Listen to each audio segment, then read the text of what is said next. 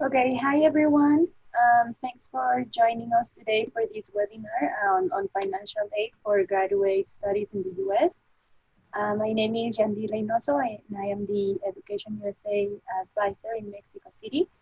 I will ask you to please mute your microphones and turn off your videos, please, when you join us.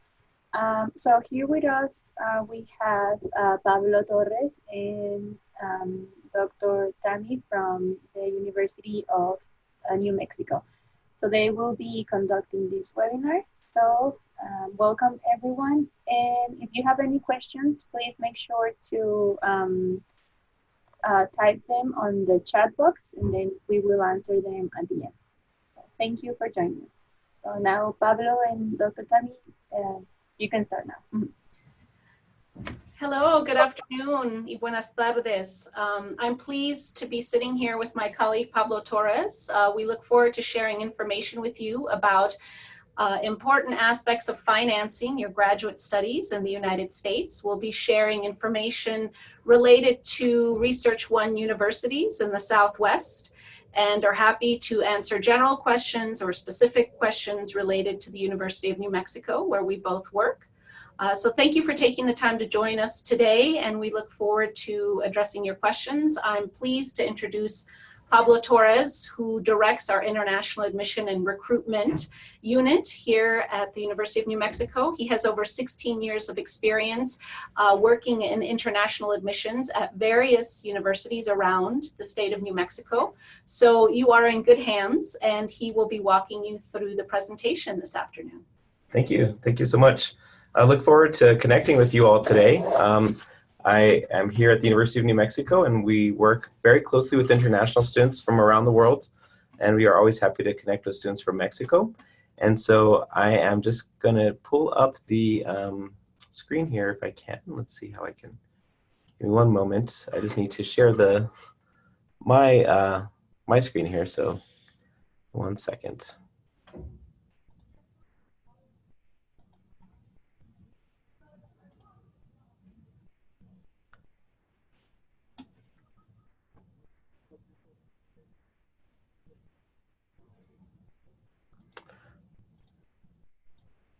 I'm sorry, I'm just having a little bit of technical difficulties here. I just need to get to share my screen to show the PDF, correct?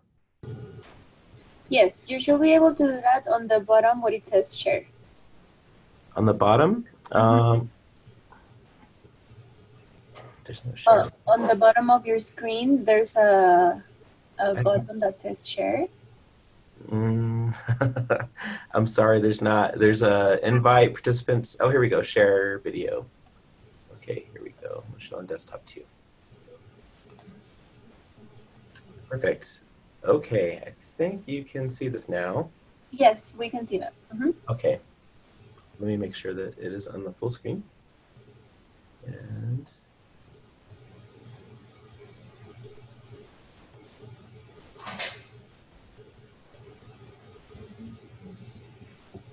okay, here we go. Okay. So this is a presentation we prepared. We're actually seeing your desktop. I don't think we can see the presentation though. Oh, you can't. You're actually seeing like my desktop that's on there. Okay. Is that on there now? Oh, okay. Yes, now it is there. Okay, I'm just gonna make it large. Okay, so you can see the presentation there. Okay, so these are who spoke to you today. This is Dr. Nicole Tami and myself. We both work at the University of New Mexico, and the presentation we prepared for you today was on funding your graduate degree. So how to find information for international students to find funding for their studies. And essentially, please list questions. I'm also available to answer questions as we get to the end of this presentation. We want to ensure that you have all the information that you need to apply to a graduate program in the US. One of the first areas that we felt is important to clarify for international students is the difference between public or private. What is the difference within the United States? Typically, public universities are funded in large part by the taxes that come from their institutions and from the residents of the state in which they are located. So in the state of New Mexico or Colorado or California, the residents of that state pay taxes and those fund the university. And so those states give funding to those universities that support a lot of their operations. A private university would rely less on funding from the government, and they would take more in tuition fees and other types of revenue to fund their services. Within the US, there's not a difference in terms of the types of accreditation or programs that exist at either university, whether it's public or private. Some students might think that a private university might be more prestigious than a public. It really does not matter in the minds of most people here in the US. We tend to look more at the strength of programs that exist at the university. So at a graduate level, a university that's public or private could have the same level of prestige or recognition based on the type of program that they offer there and what type of research is taking place. So it's important for us to let students know that you're really looking for the strength of programs, and whether it's a public or private university, it probably shouldn't have too much of a influence on whether you think that university should be good or not, because there could be a very good program at a private university or a very good program, the same type of program at a public university. So it doesn't matter so much, but these are typically some issues that students tend to see, and that's how they think about public or private universities. Where I work, where we are, the University of New Mexico, it's a public university, so we receive most of our funding in large part from the state, although we do receive a lot of grant funds and tuition dollars from universities as well. A bigger thing to think about or to consider as opposed to public or private is if the university is a research institution or a non-research institution. So in the United States, there are over 4,000 universities and colleges that exist in the US, and those are institutions that are at the level outside of the secondary school, so higher education. And some of them are research focused and others are teaching focused. It really is just a difference of the experience that you're going to receive. A research institution will have a lot of focus on the creation of new research, new knowledge, and funding to support those efforts. And a non-research institution will be focused primarily on teaching, and they're often focused on undergraduate studies, where a research institution will have many, many graduate level programs. So it's important to consider whether the universities you are looking to have a focus on research or on teaching. A research institution, that doesn't mean to say that there isn't a focus on teaching. There certainly is, but there's a larger institutional need to develop new research and new information as part of the drive that they're under. So some of the benefits of attending a public university. Public universities, because they receive funding from their state governments, can offer more competitive tuition. And so this is the case that you'll find with many institutions that exist within the South or Western region of the US. They receive a lot of funding from their state governments. And with that cost savings, you can, as a student, use that money for other activities, other experiences, or perks even. You can take that money that you've saved on that cost of tuition and put it into something like studying abroad, other research activities, attending conferences, or other activities that will help you in your studies. So a benefit of attending a public university is that you have that state support that exists on the university, and you can typically find some cost savings. You'll find that they tend to have large student bodies and large alumni networks. So after you graduate, you'll be connected to many more people who are also alumni of that university. And you'll see there's quite a bit of diversity that exists in the student bodies of larger universities. Diversity is a topic that exists in different ways for different cultures and communities. In the US context, we mean diversity in the sense that we want to see students from many different racial backgrounds, religious backgrounds, cultural backgrounds, and political backgrounds. It's a diverse university will have students who have all different types of understandings and ideas, and the ideas that they'll come together and they'll push each other to drive each other into different kinds of ways. At the University of New Mexico, this is just a little snapshot of the diversity that we have within our international student population. So as a large public research university, you'll see there's students here from nearly 100 foreign countries. And so in terms of diversity by country, you'll see at a large research university, public university like UNM, that there are students from all over. So this is kind of a neat snapshot to see where the students come from. You'll see that India and China are still quite large. And we need to grow in the area of Mexico. So it's nice to see that we're having this event today. Location within the US is something to consider as you're searching for universities. It sounds like many of the students in this webinar have interest in funding graduate level studies. And so if you are interested in studying at the graduate level, you probably already know what area you want to study. You know, if you're looking for a specific type of engineering degree or a specific type of science degree or business, but you may not know how to start looking and where to look for those. The US, you can almost divide into 4 or 5 different geographic regions. Where we're sitting today, we are located in the southwest region of the US. We are between Texas and California, south of Colorado. This region of the US, I think, is a really great location for students from Mexico to come study. There are a lot of shared cultural ties that exist between New Mexico and Mexico. You know, we have the name Mexico in the name of the state, and you'll find that exists quite a bit in this overall region of the US, from Texas all the way through California, Utah, and Arizona. And so we tend to find that students who come from Spanish-speaking countries tend to feel quite at home here, that there's a sense of a bond that exists here culturally, and you know, being able to find certain types of foods and to be able to speak Spanish at times is really kind of a relief for a lot of students. So as you're looking for universities, consider the region that you are looking for. You're going to look for programs that, of course, match your programs, but of course, that match your interests, but you also want to consider where you will be living, what type of weather exists in that region. If you want to experience a lot of snow and cold weather, then there are regions of the US that can offer you more of that experience. If you want a very large city or a smaller city, if you're open to a small community, then you can consider other types of regions. Proximity to the beach or mountains, those are other things to consider. So as you're making your list of universities to look into, you'll be looking for programs that match your research interests or your graduate interests, but also consider that you're going to be living in this place for, you know, upwards of 5 years if you're going for a PhD, and you want to be happy in the location that you're living in. So essentially, you know, what is a scholarship? I think there's a lot of misconception. There are many misconceptions out there about what scholarships are or are not. So we just want to take you through a little bit of information about, you know, to clarify what you might be looking for and how to communicate that with the prospective universities you're looking for.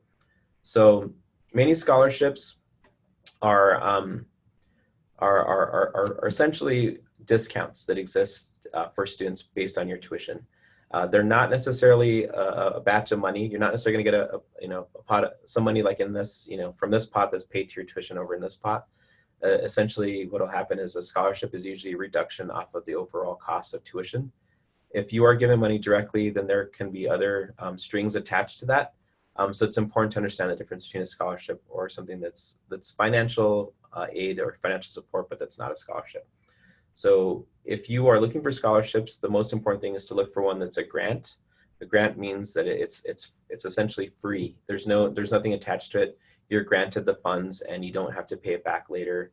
It's the best type of scholarship. You should never have to pay to apply for a scholarship or to be considered for the scholarship. And essentially, if you get this grant, it'll reduce your tuition cost. The scholarships usually have requirements, like you need to have an application or an essay sometimes for some scholarships. Each university will have a different set of requirements, and they're typically based on merit, which means they're based on your previous academic record. So based on how well you did in your previous studies, that will allow you to be reviewed or considered to see if you meet the eligibility requirement. So that's an important factor to understand. Some scholarships might include a stipend or some funding that's given directly to the student, and so that would be cash that's given in hand. It's just going to depend on what the considerations are for the scholarship. Where do they come from? Scholarship could come from a location where the student is from. So there are scholarship opportunities that exist in the various countries that our international students come from. So you're already very familiar, I'm sure, with the scholarship opportunities that exist from the Mexican government, particularly like Cont'd, different funding agencies there. And so those can also be from non-governmental organizations within your home country. And those will have their own requirements because they are issuing the funding. And so they may have certain requirements. They may want you to return to your home country after a certain number of years. They may ask for you to do some type of community service or some other reporting that exists on those. So those are one area. And then the other area is where you're going to. So if you're coming to study in the US, the other funding source is usually the university you are enrolling in, or it could be like a nonprofit or religious organization in the US that could be sponsoring you as an international student to come in. And if it's coming from the US side, then there should be very clear requirements of what the scholarships want you to complete in order to get them. Typically, if it's coming from the university, then you'll get a scholarship letter that will clearly outline what the different requirements are for you to have that scholarship. So the types of scholarships, institutional scholarships are offered by the college or the university you enroll in, and they are for study on their campus. And these usually by and far are what we call non-monetary. They are, as I was describing a little bit earlier, they're reductions on your tuition. There's not a pot of money that's going from the university's bank into your student account. Basically, there's a total tuition cost, and the scholarship will reduce that cost. So that by and large is the type of scholarships that most students receive. If you receive money, if you're paid money directly to you as a person, as an individual, within the US, you want to be clear if that type of funding agreement requires you to pay taxes. So you want to make sure that the benefit to you outweighs the cost of paying the tax on that. So those are a little bit rare as well, but those do come up from time to time. Some examples we have here exist within the state of New Mexico. We have the New Mexico Competitive Scholarship. All public universities within this state can give a scholarship essentially to international students at a rate that can equal the cost of a local resident, or what we call in-state tuition. The different public universities have different names for that. At New Mexico State University, which is our rival university, they have a scholarship called the Descubre Scholarship that they give to all students from Mexico. Here at the University of Mexico, we have the Beca Mexico, which we give to all students from Mexico, that gives you a reduction on tuition. And then the competitive scholarship could give you the lowest local in-state tuition, which here at University of Mexico we call the Amigo Scholarship. You would pay the same rate as somebody who's from this state. Other states in our neighborhood, Texas and Arizona, have similar programs. And I believe California has something as well, but certainly Texas and Arizona have something similar for students from the country of Mexico. Government scholarships. You are probably very well aware of the scholarships that exist from Mexico through Cont'd and other funding agencies, but the US government sometimes can offer scholarship support as well. Through the Fulbright Foundation, you can find some opportunities which are actually listed right here with the website. This presentation, my understanding, will be available later, and it's also being recorded, so you can look up these websites as well that exist through here. And depending on your area of study, you can get different types of support. So if you're a science major, there's certainly quite a lot of support, but you might be studying English or politics or film, foreign languages, and there could be different types of scholarships for you, depending on the needs that exist within your home country. Sometimes home country sponsors, they want to send students abroad to learn certain skills, and so they'll send them to come study in the US or other places in specific programs that there's a need for in the home country. So it's important to see if there's a particular need that exists in your local community, and to see perhaps if there's some funding to help you get an education and you can come back and work in that field. Private scholarships, these would be funded by a private organization, so non-governmental, private. It could be a for-profit agency. You know, there are various opportunities that exist, but you want to be sure to know what the requirements are, if there is a requirement for you to pay the scholarship back or that grant back. A private organization typically will want to receive some sort of outcome. The money may not just be free with no strings, so it's important for you to know what you need to do if you accept that funding, if you have to pay it back. The best thing is to look for a full grant that has no sort of payment restrictions, that you get the money and it goes towards your studies and there's no requirement to pay it back. Here are a couple of websites on this page as well that are helpful for international students. So there's internationalstudent.com, as well as the studyingusa.com site. And a little further later, there's a resource list that shows other scholarship organizations, places you can find scholarships. The Education USA office is a tremendous asset that exists for you as well. And Education USA does publish a listing of different scholarships. So be sure to connect with these different resources and opportunities. And then, of course, the universities you are considering to apply to, it's important for you to know that there are contacts at all the universities in the US to work with international students to apply. So you don't have to seek the assistance of somebody that you'd pay for that assistance. It exists at the universities for you as well. Read the fine print. This is a statement that we have in the US whenever we're discussing contracts. It's important for, if you're signing a contract, that you read everything on that contract to make sure that there's nothing in the small print, what we call the fine print.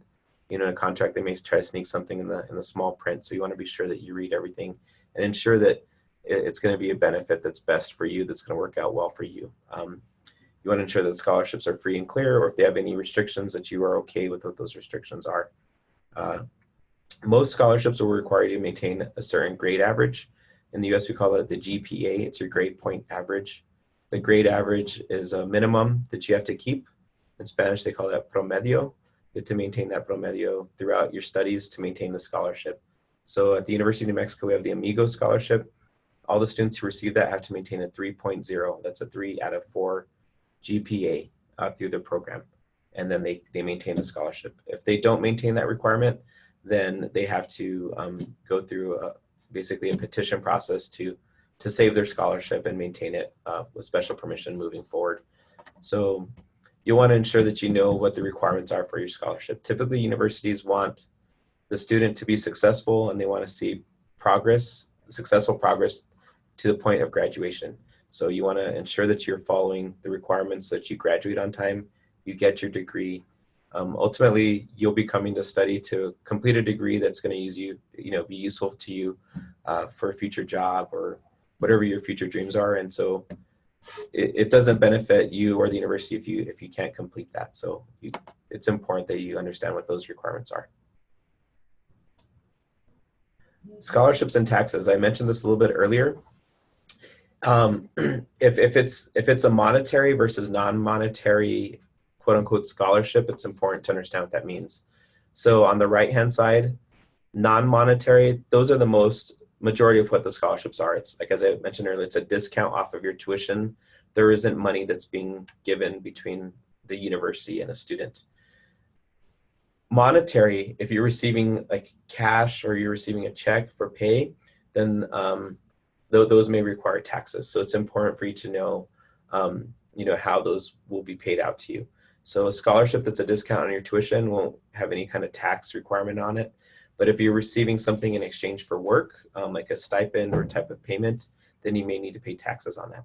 So as you are applying to the universities and you receive your admission offers from the universities, you will soon after at the same time receive your financial offer, your scholarship offer or assistantship offer, and those details will be outlined in there, if it's a cash assistantship or if it's a discount.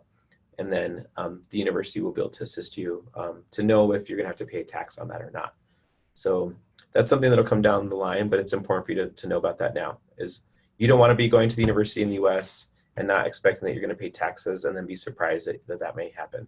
So it's something to think about. It's important to think about now as you look forward to that, because you don't want to have any of those surprises later. So this is why we want to include this for you. Need-based scholarships. This is a question that comes up sometimes because in the US, the United States has a system called financial aid. The US financial aid system, it exists for students who are residents of the US, and the financial aid system basically allows for US citizens to receive funding from the state, or excuse me, typically the federal government of the US, to assist with their studies. For an international student, they are not able to qualify for the financial aid awards, just because there isn't really a system to track their income, to track what their family's income is. In the US, we're able to have US students receive this type of funding because there's a system that monitors the income and the taxes of the family of the student. And that process doesn't exist with all the many different countries and systems around the world. So a need-based scholarship is very rare to receive from a US university. Most of the funding will be based on merit, as we discussed a little bit earlier. So based on your previous record, work that you've done as a graduate student, if you're looking for a graduate program. Need-based financial aid, it's very rare. There are some universities, they're usually private universities that might be able to offer this, and it's usually at the undergraduate level, but it requires a view into the family finances, which is more complicated to do for a student who's coming from another country. So it's important for you to know, these different terms. A need-based would be based on your family's income. all the other scholarships are what would be considered merit-based or based on your previous academic record. And so you may see these come up a little bit, or you may have questions about that. Each university in the US manages their own funding and their own financial aid policies. So some universities will tell you, yes, that you can apply for need-based aid, but others it'll be based on merit. So keep that in mind as you're looking at universities. If you're looking for need-based financial aid, it's possible, but it's a little bit more of a difficult find. So merit scholarships, this is the vast majority of the funding that's available to international students in the US. Merit-based scholarships are based on your previous academic record. So your grade averages from your previous, I guess I should say, from your most recent previous institution of study. So if you're applying for a master's program, it'll be based on your bachelor's program. If you're applying for a PhD, they'll look primarily at your master's level degree, although they will probably also look at your bachelor's degree as well. Test scores will fall into that. Many graduate programs in the US require the completion of the GRE exam. Master's programs might ask for the GMAT, G-M-A-T. And so the merit scholarships can also take those into consideration. They'll want a student who has a certain grade average and a certain GMAT or GRE average. So they'll look into those, and also any associations, any coursework, any activities you're participated in if you were attending any kind of research conferences or publications. Those might be factors that'll help the faculty decide what to offer you. So merit-based is basically academic from the past. So merit scholarships, many graduate programs want you to submit letters of recommendation. That can be a little bit daunting or a little bit intimidating for students.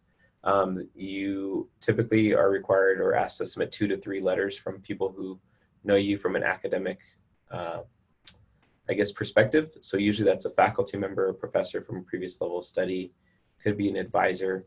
And so start thinking about that right now, who can speak to your experience as a student or as somebody who would be a good candidate for the graduate program you're applying to. Personal recommendations usually aren't sought after. Sometimes, depending on the university, they'll accept them, but usually the university doesn't want to hear a recommendation for a student coming from, a close family member or, a personal friend. They want to know somebody academic who knows the student well. On here, we have this thing that's listed as a pro tip. It's a good piece of advice for you to share information about your resume, previous coursework, connect with the people you're going to be seeking recommendations from, and share that information with them. Share with them a copy of your resume. Share, details about what your research interests are and what you've done. It'll help them to write a better letter for you if they know more about you.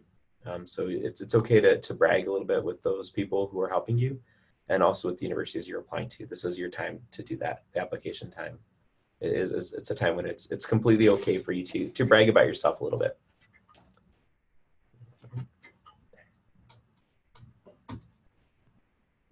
All right, your letter of intent. This can be pretty intimidating for students. It's essentially a free-form written area.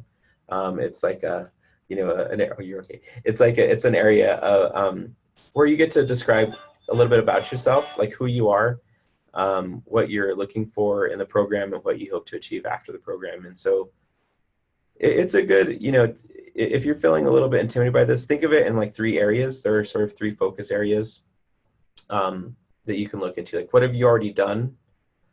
Why are you looking at this university program that you're applying to? Like, what exists in that program that draws you, that sparks your interest?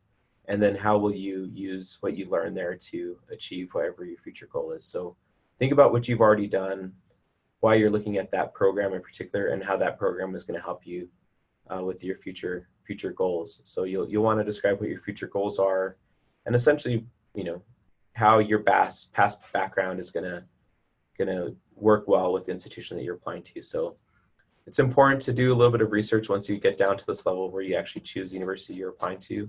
You want to understand what they offer at that institution and how and why you're applying there.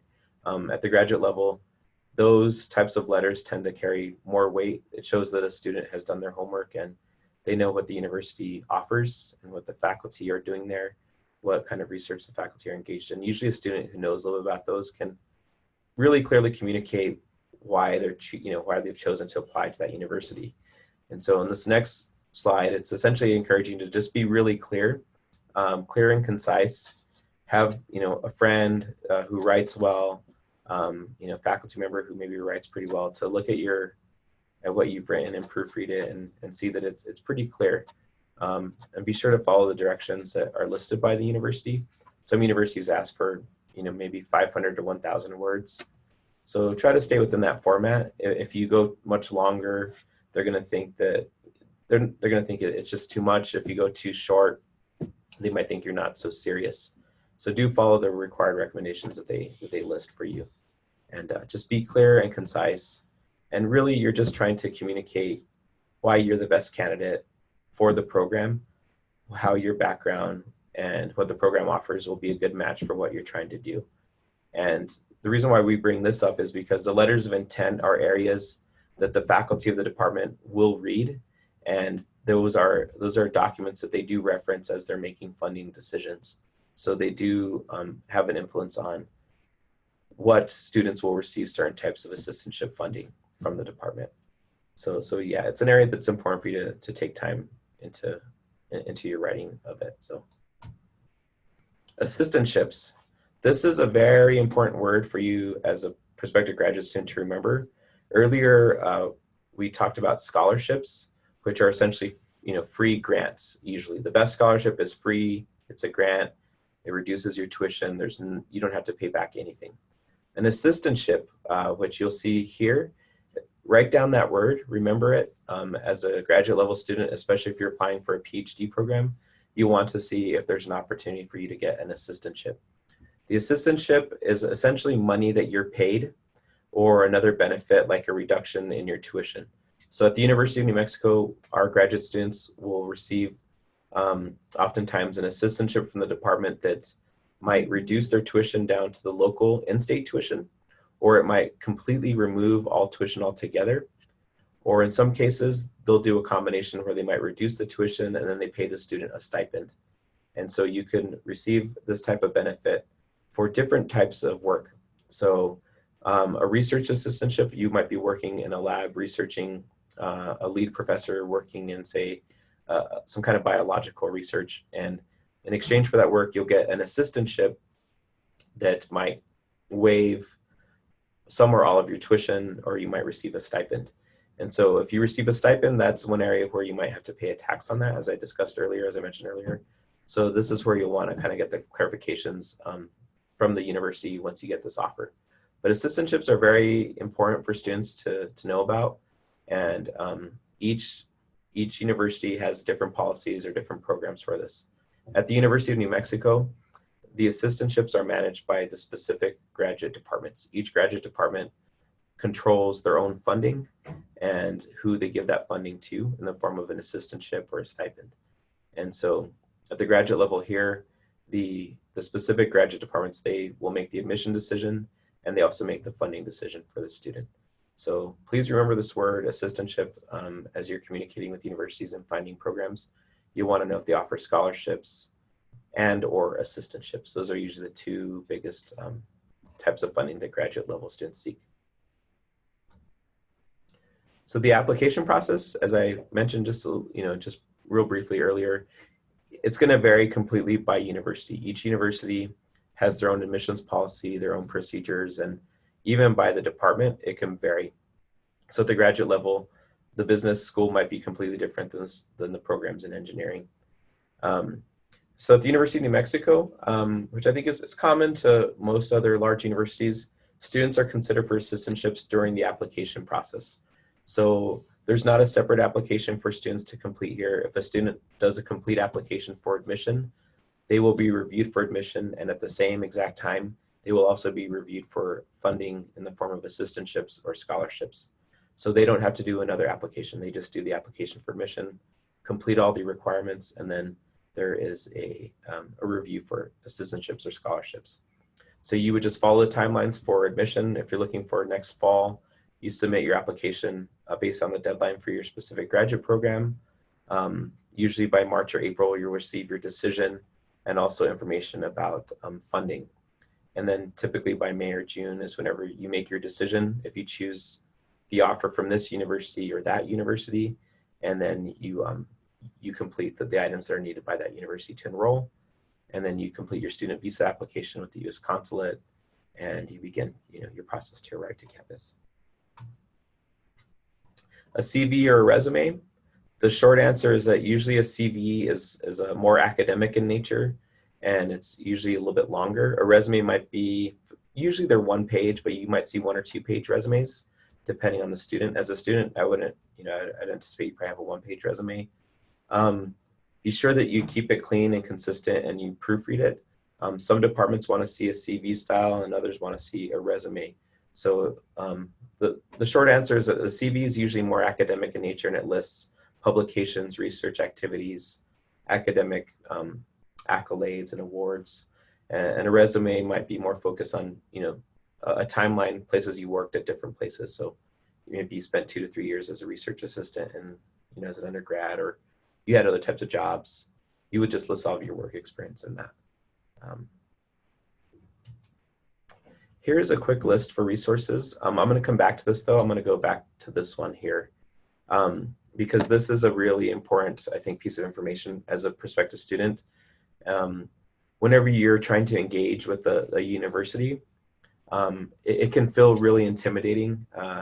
And I can say even for myself, having worked at a large university like the University of New Mexico, it can feel difficult sometimes to know how do you navigate a place like that. So we want you to know just some advice that we have for you.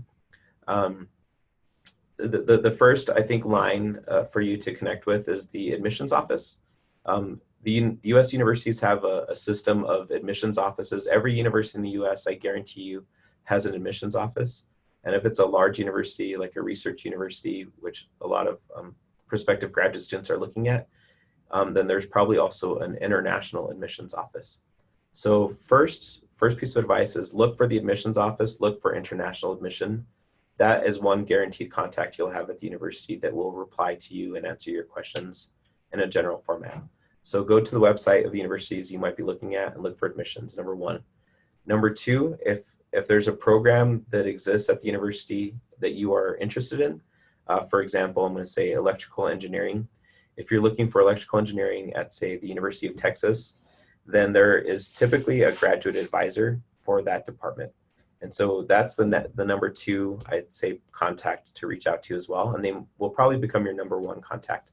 So at the University of New Mexico, there's a graduate advisor in every graduate program that we have at this university. And that person is usually a staff person that has worked at the university for sometimes many years. And they can assist you to navigate their department and to connect with different faculty within that department. The third option is to contact the faculty directly, but there's no guarantee that you'll get a quick response or all the information that you need. The faculty are often away, they're doing research, they might be on a sabbatical, and so they may not know exactly the answer to that question that you might be seeking. So I would say first admissions, then the graduate department contact, who's the graduate advisor usually, and then the faculty members. And we highly, highly recommend that you do not send one email with a bunch of people copied on it. We'll get emails sometimes from a student and they're trying to connect with the department directly, but they email everybody at the university. And the unfortunate thing about that is that if you send an email to a bunch of people, there's a good chance that all those people might think that somebody else is going to respond, and then nobody responds. So first connect with admissions and then the graduate advisor specifically. Here's a quick resource list for you, and I'll leave this up here, and then maybe we can open up questions and answers right now. But here you'll find links to different places that offer scholarships. So there's the American Association for University Women for female students, Education USA. FastWeb is a very good one. As an international student, FastWeb does offer information for scholarships that are open to international students. ResearchGate was listed earlier in a slide, and I didn't reference it, and I think I should have. That's an area that's like a social media for research. And so if you're looking, for a specific type of research, you might be able to find people within that area, within the social media site that are working in the same type of research that you're interested in.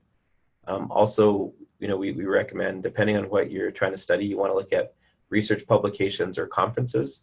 The different areas of engineering, for example, have different types of research conferences. And by connecting with the information to those conferences or their research publications, you can see what some of the exciting research is that exists, and find the universities where that research is taking place and the faculty that are engaged in that. So ResearchGate is a good one. We have a lot of faculty here that are a part of that, and students as well. And of course, the admissions offices at the different universities. While we work here at the University of New Mexico, we know you may not be interested in the University of New Mexico because we may not have the program that you're looking for, but we do want those students who are interested to engage with us directly. And I think our colleagues at other universities, they would say the same exact thing. If you're looking for a university that has specific type of research that exists in Vermont, then the University of Vermont would be really happy to hear from you as well. So I think with that, we'll open up to questions and Q&A, question and answer, and hopefully there's some questions out there. Stop share. Thank you so much for that, Pablo. It was a great presentation. If you guys have any questions, please feel free to type them on the chat box. Someone earlier had a question about if this was only for Mexican students, but I already replied and said that it was general information. I know you mentioned a few scholarships that are only for Mexican students. For the rest of the information, it was general for everyone. Thank you. Yes, I can respond to that and just reemphasize some things that Pablo shared with you. So it's really important as students are applying to graduate programs to familiarize themselves with the financial aid options that are specific to that institution. Because at the graduate level, it is very common for each university to have slightly different financial aid options. Whether they're grants or scholarships or assistantships, the amount of money they have and the amount of scholarships and how you apply will usually be specialized for that institution. So it's important to remember to read the fine print, as Pablo said, and understand what the options are at each individual institution that you're applying to. The other thing that Pablo said that's really important is that scholarships or financial aid of any kind is usually competitive. And so you have to treat your application for funding or financial aid like a job. That means that you present yourself professionally.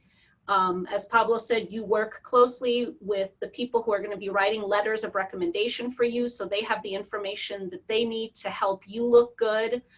You make sure that you followed all the directions and the application directions, because when a review committee is looking at, let's say, 75 applications for a scholarship, they have to look for easy ways to eliminate candidates. And usually that's students who didn't follow directions or didn't complete all of the information or submit all of the materials that they were asked for, or those students who appear not to have put effort into their letter of intent or their personal essay, which is often what the committee, which includes often faculty members, are reviewing in order to determine who gets the financial support for that year. One final thought is that, as Pablo said, there's different lines of communication that you want to establish with the universities that you're applying to. First and foremost, I would recommend to anybody to apply to at least 3 to 4 graduate programs. To be selective, but also not to put all of your intentions into one school, because you want to be able to compare the offers that you get through multiple programs, because any institution might have more money one year than they do another, or they might promise you a scholarship for 2 years and another university only has funding for 1 year. So it's important to put effort and energy into applying to multiple schools so that you have a base of comparison and you're in a position to choose your graduate program rather than allowing it to choose you.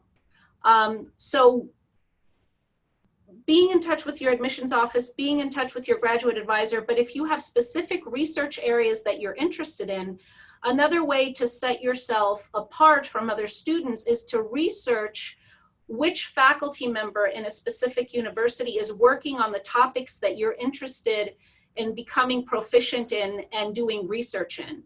And it's always appropriate to reach out to a faculty member and introduce yourself one-on-one and let them know what your past experience is and what your interest is in pursuing research in the field that they are expert in.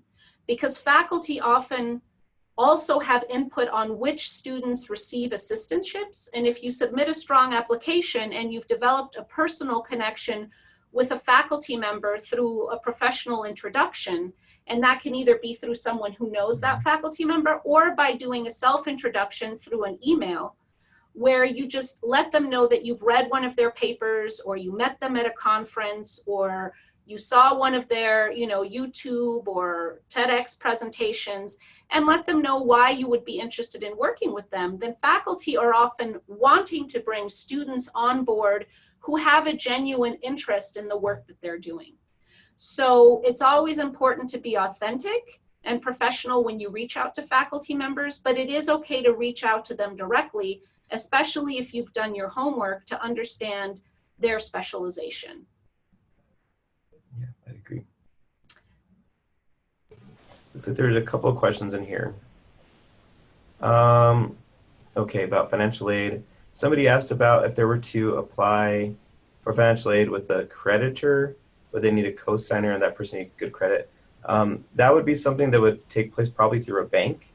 Universities don't typically offer funding that would require a co-signer or, somebody with, with a credit score. But if you were going through a bank and you were using a co-signer, then the person probably would need to have a good credit score. That would be something that would be run. We do see that happen sometimes where an international student has a friend or family member in the US and they co-sign on a loan. And that co-signer is usually a US citizen and they would have their credit run. So yeah, that's possible. But it is not very likely for a non-US citizen to be able to get an educational loan without an American co-signer. Yeah. There may be opportunities for that within your home country, but US banks usually require an American co-signer if the primary applicant is not a US citizen. Exactly. And we do see students come from other countries where there's a system of loans that they can get for education. I'm not sure what loans would exist in Mexico. I don't know. But we see that from students from India. They get loans, and they usually get that from a bank within their home country. Is the financial aid system available for students of double nationality? Yes.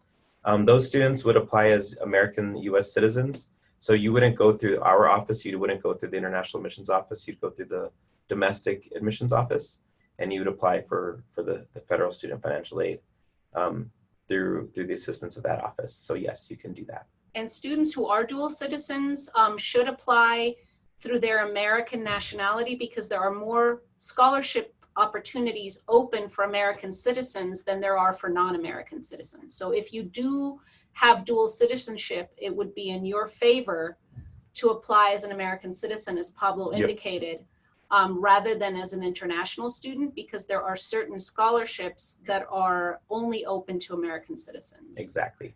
I'm going to say yes. There's a question here from Diana B.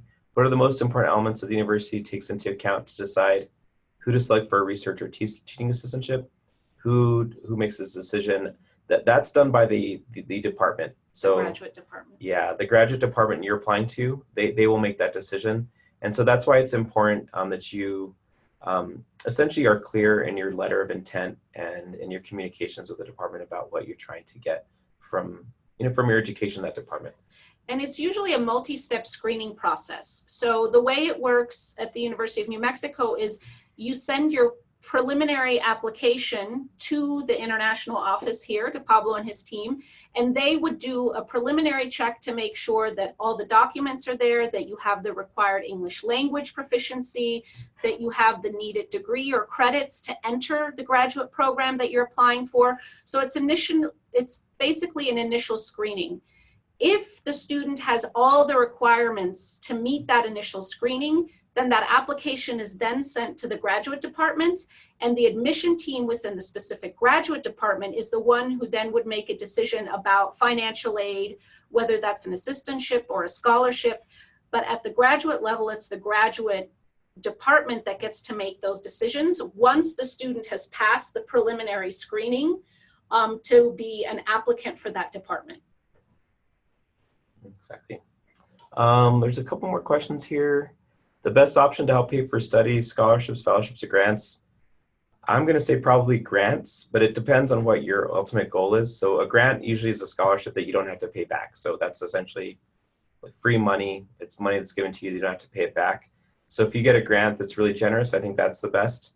However, an assistantship could be really valuable because you might be getting experience in a type of research or work. Mm-hmm. So those depend on the student. So it depends on what the best option is for you. I think grants and assistantships are the best. Yeah, and it's often good to use both because through an assistantships, as Pablo said, you're either going to be teaching or working in a laboratory or getting some other kind of professional, administrative, academic experience, which will help after you complete your degree to look for a job because you will have practical experience. So if you get a degree in education and you've never taught in a classroom, you might not be as competitive as someone who has the same degree but already has half a year of teaching experience because they had a teaching assistantship. So it's important to consider the benefits.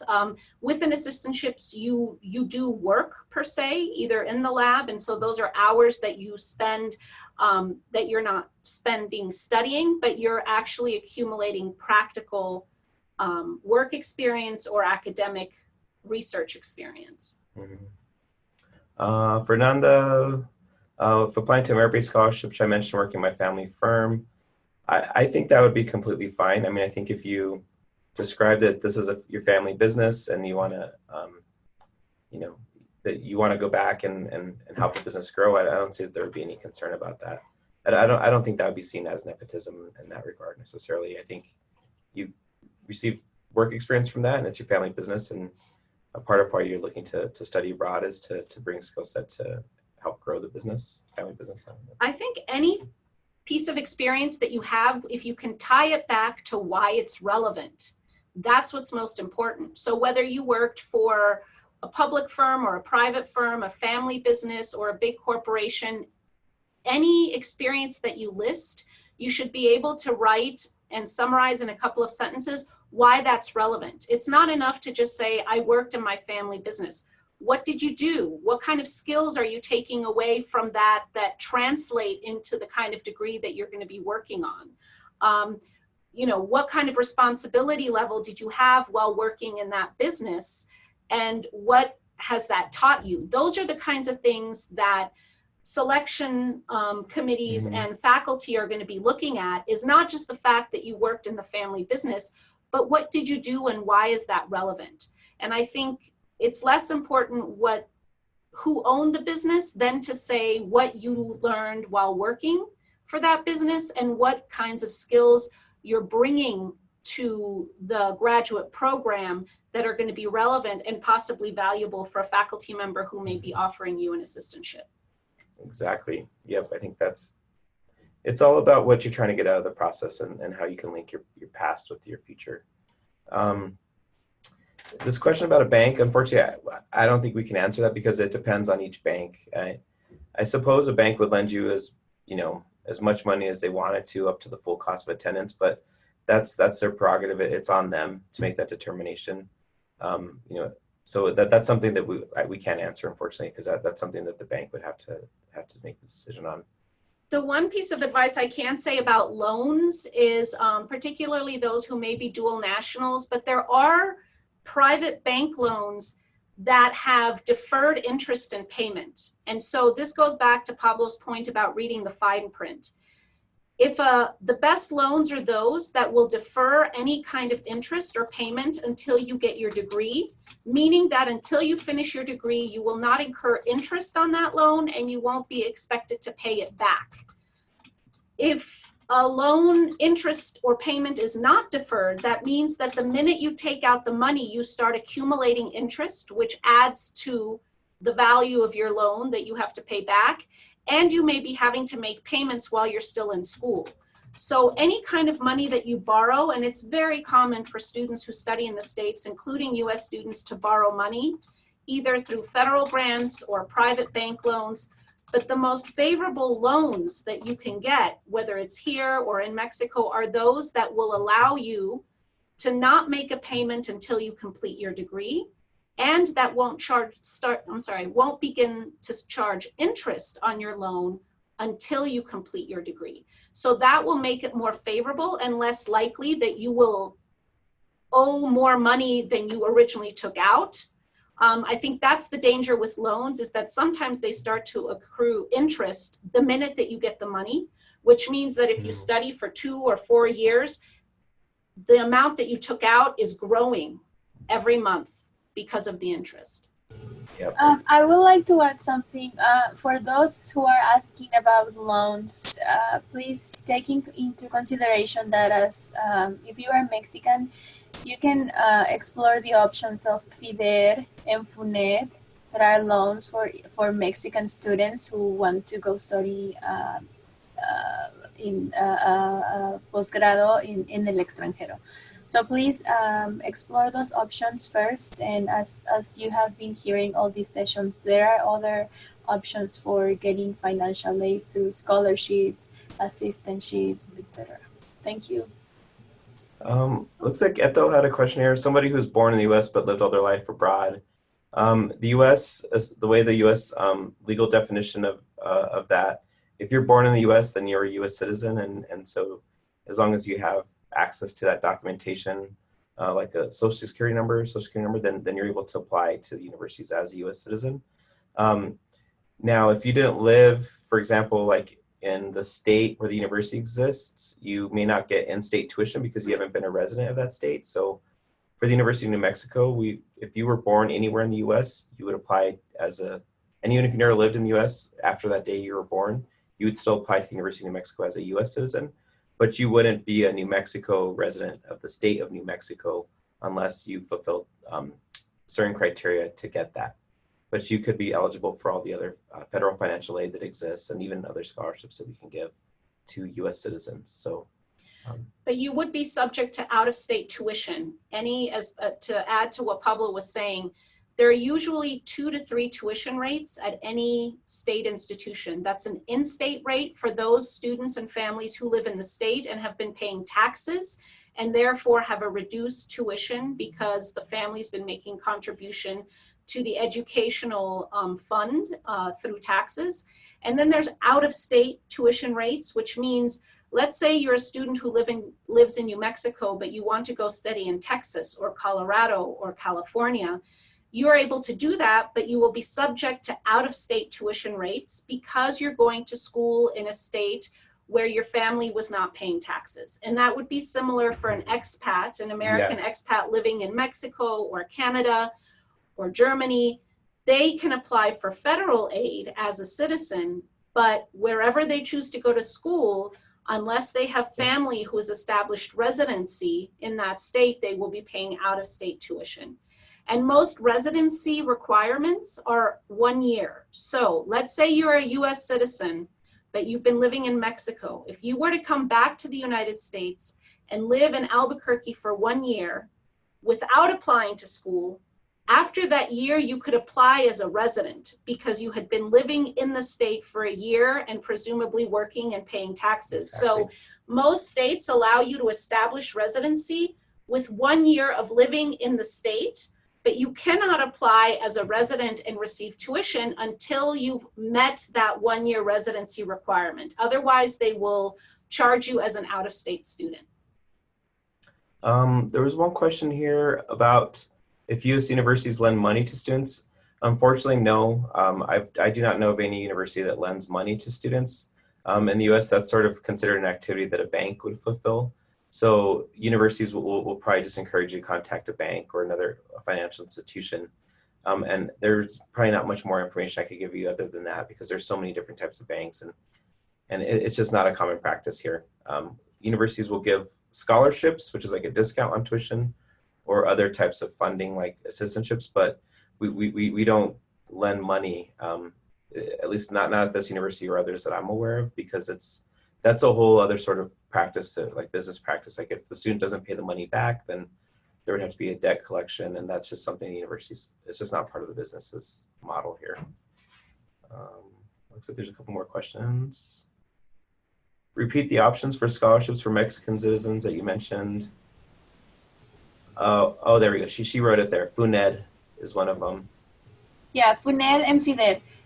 If you guys live in Mexico City, you guys can visit our advising center and participate in one of our info sessions where I talk more about these options. If you don't live in Mexico City, I know there are a few others that live, for example, in Guadalajara. Still, you can contact me and I can introduce you to the advisors from Education USA that live in Guadalajara, and they can also help you explore more options. Okay, I think we don't have any more questions.